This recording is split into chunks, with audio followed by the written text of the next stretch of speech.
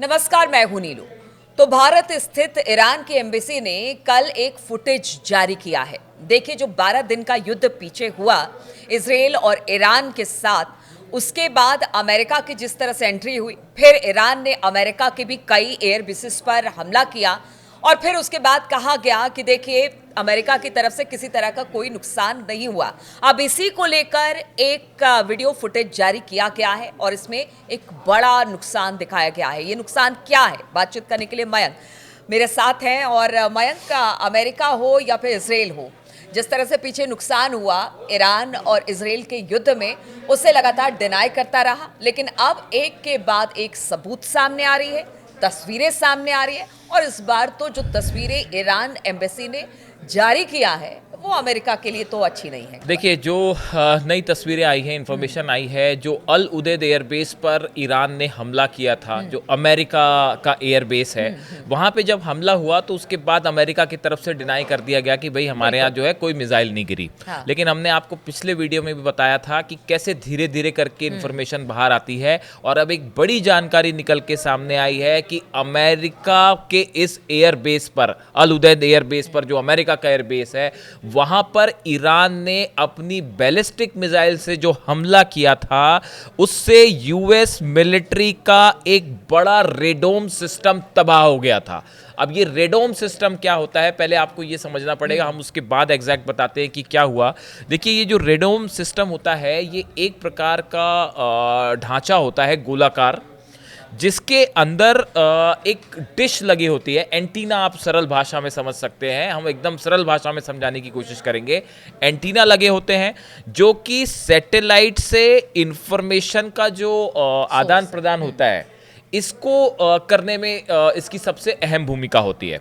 और ये बताया जाता है कि ये जो रेडोम होता है, ये इसके अंदर लगे इस कम्युनिकेशन एंटीना की सेफ्टी का काम करता है। और मिडिल ईस्ट में जितने यूएस मिलिट्री के कम्युनिकेशंस होते हैं, जो कि इस बात का हिसाब रखते हैं कि कहाँ कौन सा फाइटर जेट फ्लाई कर रहा है, कहाँ मिसाइल से अटैक हो रहा है, कहाँ पे कौन सा वॉरशिप समुंदर में खड़ा हुआ है, मिलिट्री के अलग अलग जो कम्युनिकेशन होते हैं, उसको करने का काम ये रेडोम करता है, जो कि कतर में दोहा में अल उदैद एयरबेस पर बना हुआ था। इंटरसेप्ट करने का काम ये सब इंफॉर्मेशन प्रोवाइड करता है। जितना यूएस मिलिट्री के ऑपरेशंस हो रहे हैं, उसकी कम्युनिकेशन प्रोवाइड करने का मेन काम जो ये रेडोम है अल उदैद एयरबेस का, ये करता है। बहुत महत्वपूर्ण, ये बहुत ही महत्वपूर्ण होता है। इसकी कीमत 15 मिलियन यूएस डॉलर्स में 2016 में इसको यहाँ बनाया गया था। एक गोलाकार बहुत ही कॉन्क्रीट इमेज वो होता है, स्ट्रक्चर होता है डोम की तरह, जो बहुत मजबूत होता है। और इसका काम यही होता है कि अंदर जो एंटीना है उसकी ये रक्षा करे, क्योंकि ये मेन कम्युनिकेशन का काम करता है मिलिट्री के लिए। ईरान की तरफ से जो 14-15 बैलिस्टिक मिसाइल्स फायर की गई, वो बैलिस्टिक मिसाइल में से एक मिसाइल ठीक इस कम्युनिकेशन एयरडोम के ऊपर आके गिरी है और वो पूरा का पूरा तबाह हो गया। इसकी इमेज भी जो है वो जारी की गई, यानी एक तरह से कह लीजिए टारगेट किया गया था, परफेक्ट टारगेट के साथ। मतलब आप सोचिए इसको कि ईरान से एक बैलिस्टिक मिसाइल फायर होती है, जबकि सबको पता था, हमको भी पता था, हम भी बोल चुके थे यहाँ से बैठ के कि ईरान जो है वो अमेरिका के एयर बेसिस पर हमला करेगा। कम से कम हमने 3 से 4 वीडियो बनाए थे और उसमें ये कहा था कि हमला होना है। देखिए, बिल्कुल वैसा ही हुआ। और वो हमला भी देखिए अल उदैद एयर बेस पर ठीक उस कम्युनिकेशन सिस्टम के ऊपर होता है और वो पूरी तरह तबाह हो जाता है। और ये कोई दावे नहीं है, सैटेलाइट इमेजेस हैं सामने। हमने पिछले वीडियो में कहा था आजकल टेक्नोलॉजी इतनी आगे बढ़ गई है साहब कि आप सच को छुपा नहीं सकते। और 2 इमेजेस हैं। पहली इमेज में वो डोम दिखाई दे रहा है और अगले दिन जो 23 जून को ये हमला हुआ था, 23 जून को जो है वो डोम दिखाई दे रहा है। और 24 और 25 जून की जो सैटेलाइट आई, इसी इमेज को ईरान एम्बेसी ने यही इमेज का वीडियो जो है, ये पूरा वीडियो जारी किया है। ईरान के एम्बेसी का कहना है, satellite images show that Iran has taken out the US military primary communication radome in Qatar. The second radome is located in Kuwait. जो दूसरा सिस्टम है वो कुवैत में लगा हुआ है। These radomes provide the US military with crucial communication capability in the middle east. ये उन्होंने जो है एक्स पर लिखा है, ईरान की एम्बेसी की तरफ से लिखा गया है।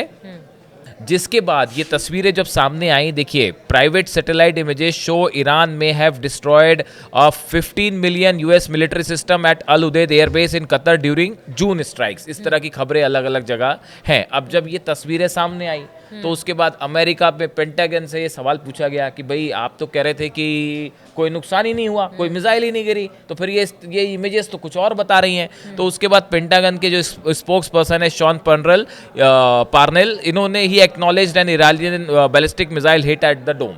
उन्होंने फिर इस बात को स्वीकार किया, माना कि हाँ ये एक जो है, तो इसीलिए जो है ईरान की तरफ से जो हमले होते हैं या इजराइल में जो नुकसान होता है उसकी जानकारी जो है वो आराम से निकल के आती है, कुछ दिनों बाद ही आती है। अब देखिए इसका सोर्स भी है, satellite images by Planet Labs PCB shows that geodesic dome on the morning of June 23rd hours before the attack. However images taken on the June 25 show that the dome is gone visibly damage to a nearby buildings also. उसमें यह भी दिखाया कि आसपास भी कुछ building को नुकसान हुआ है। तो ये सोर्स भी बताया जा रहा है कि किसके तरफ से ये सैटेलाइट इमेज जारी की गई है। तो देखिए ये कुल मिला के ये जो नुकसान था ये बड़ा नुकसान है, इसमें दो मत नहीं है कि अगर अब मान लीजिए अगर अमेरिका फिर से हमला करने का प्लान करता है ईरान के ऊपर, तो उसमें इस अल उदैद एयर बेस से उसको पूरा फिर से ये स्ट्रक्चर रिस्टैब्लिश करना पड़ेगा, क्योंकि ये अल उदैद एयरबेस जो ईरान की अमेरिका की यूएस मिलिट्री सेंट्रल कमांड है, इसका मेन जो फंक्शन हेडक्वार्टर है वो अल उदैद एयरबेस ही है। यहीं से जो है सारे जितने इनके फ्लाइट फाइटर जेट्स हैं यहाँ से टेक ऑफ करेंगे, और पूरे इलाके को कंट्रोल करने का काम यहाँ से होता है। दूसरा है इराक में अल असद एयरबेस जो है, और अल असद एयरबेस के बारे में हमने आपको बताया था कि 2020 में जो है ईरान ने वहाँ पे एक साथ जब अल कासिम साहब की हत्या हुई थी, उसके बाद ईरान ने जो है वो 36-37 मिसाइल से एक साथ दाग दी थी और उसका क्या हल हुआ था वो सब देख रहे थे। तो ऐसा नहीं है कि अमेरिका के बेसेस ईरान की जद में नहीं है, भाई आप रोक लेते मिसाइल को, नहीं रोक पाई ना। ये तो सबको पता था कि अमेरिका के सैटेलाइट पे के एयरबेस के जितने बेसेस है उस पर हमला होगा, सब जान रहे थे, और डिफेंस सिस्टम भी वहाँ पे लगे हुए थे, लेकिन ईरान की मिसाइल्स को नहीं रोक पाए, इजराइल में भी नहीं रुक पाई, अल उदैद एयरबेस पर रुक पाई। तो जो कहा गया था ईरान की तरफ से कि अगर आप हमला करेंगे तो आपके बेसेस को निशाना बनाया जाएगा। अब एक थ्योरी ये भी सामने आ रही है कि जैसे ये हमला हुआ उसके फौरन बाद आपने देखा चंद घंटों के अंदर ट्रंप ने सीज फायर अनाउंस कर दिया। हाँ बिल्कुल। तो क्या अमेरिका को ये भी डर था कि भाई अभी तो एक एयरबेस पर हमला हुआ है, तो और भी कल को जो है वो पता चला जितने एयरबेस है 15-16 एयरबेस सब पे एक साथ टारगेट कर दिया तो बड़ा नुकसान होगा। तो क्या इसलिए सीज फायर अनाउंस कर दिया? जैसे कहा भी कि किसी जंग में नहीं जाना चाहते। चलिए ये तो ईरान की तरफ से हो गया कि इन्होंने कुछ महत्वपूर्ण जानकारियां शेयर की है, लेकिन एक जानकारी और उसकी वजह से भी अमेरिका और इजराइल बहुत परेशान है, क्योंकि हूती की बात लगातार हो रही है। पीछे हमने देखा है कि किस तरह से हूती ने नाक में दम कर रखा था अमेरिका और इजराइल के। जिस तरह से आप कह रहे हैं कि शायद सीज फायर करवाया जब ईरान ने टारगेट किया अमेरिकी एयरबेसेस को, तो उसके बाद से समझ में आया कि क्या स्थिति है और इससे अगर निपटना है तो फिर सीज फायर करना अमेरिका समझ गया।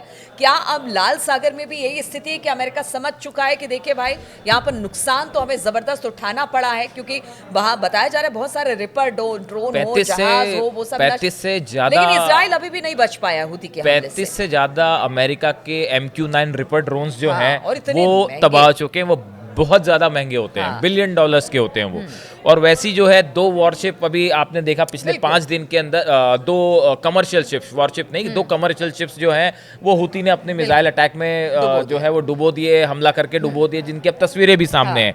और जहाँ तक हाइपरसोनिक मिसाइल का अटैक है जो कि इजराइल पर हो रहा है, वो कब हमला हो जा रहा है, कब गिर जा रही है, अब तो वो जो है वो उनका जो तेल अवीव में एयरपोर्ट है वो उसके आसपास ही उस पर ही हमला हो जा रहा है। तो हूती जो है ये एक बड़ा चैलेंज बना हुआ है, और इजराइल के लिए तो बड़ी समस्या है। अमेरिका के साथ सीज फायर है, लेकिन वो तब तक है जब तक अमेरिका ईरान पर हमला नहीं कर रहा। अगर फिर से हमला होगा तो हूती फिर अमेरिका पे भी हमला शुरू कर देगा।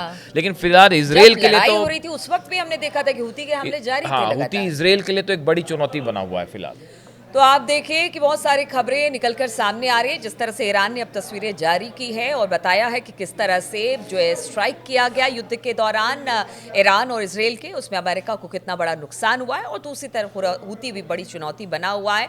इस बीच मिडिल ईस्ट में हालात और किस तरह से रहते हैं, क्या कुछ यहाँ पर देखने को मिलता है, क्या खबरें सामने आती है, वो लगातार हम आप लोगों के लिए लेकर आते रहेंगे। फिलहाल बहुत बहुत शुक्रिया आपका हमारे साथ इस चर्चा में शामिल होने के लिए।